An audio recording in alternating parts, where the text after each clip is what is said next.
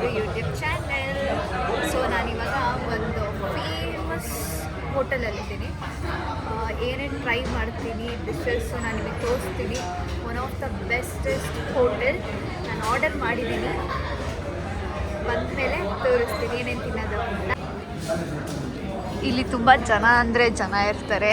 ಇವಾಗ ಒಂದು ಸ್ವಲ್ಪ ಕಮ್ಮಿ ಇದ್ದಾರೆ ಟ್ಯೂಸ್ಡೇ ಅಂತ. ವೆಡ್ನೆಸ್ಡೇ ಥರ್ಸ್ಡೇ ಎಲ್ಲ ಆಗಿಬಿಟ್ರೆ ಮಾರ್ನಿಂಗಿಂದ ನೈಟ್ವರೆಗೂ ನಾನ್ ಸ್ಟಾಪ್. ಫಸ್ಟ್ ಡಿಶ್ ಬಂದು ಲಾಲಿಪಾಪು. ಯು ಮಸ್ಟ್ ಟ್ರೈ ಅಂತ ಹೇಳ್ತೀನಿ lollipop.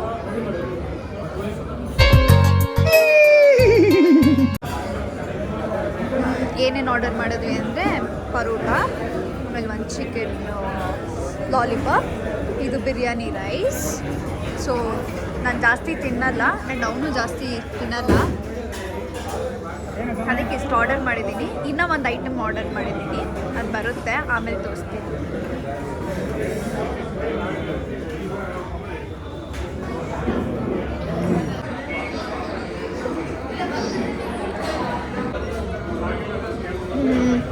Biryani rice ಯಮ್ಮಾಗಿದೆ.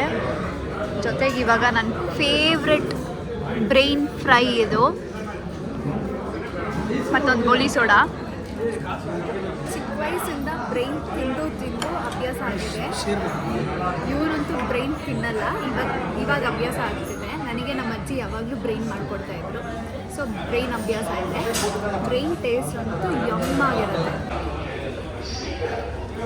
ತೊಗೊಂಡಿರೋದೆ half rice, ಅದರಲ್ಲಿ ಹಾಫ್ ರೈಸ್ ಬಿಟ್ಟಿದ್ದೀನಿ. ಇಷ್ಟೇ ನನ್ನ ಕೆಪಾಸಿಟಿ. ಎಲ್ಲ ಆದಮೇಲೆ ರಸಮ್ ಕೊಡ್ತಾರೆ. ರಸಮ್ ಕುಡಿದ್ರೇ ಒಂದು ಸಮಾಧಾನ ಆಗೋದು. ರಸಮ್ ಕುಡ್ದು ಈಗ ಬೌಲಿದೆ, ಹ್ಯಾಂಡ್ ವಾಶ್ ಮಾಡಿ ಮನೆಗೆ ಹೋಗಿ ಮಲಗೋದು.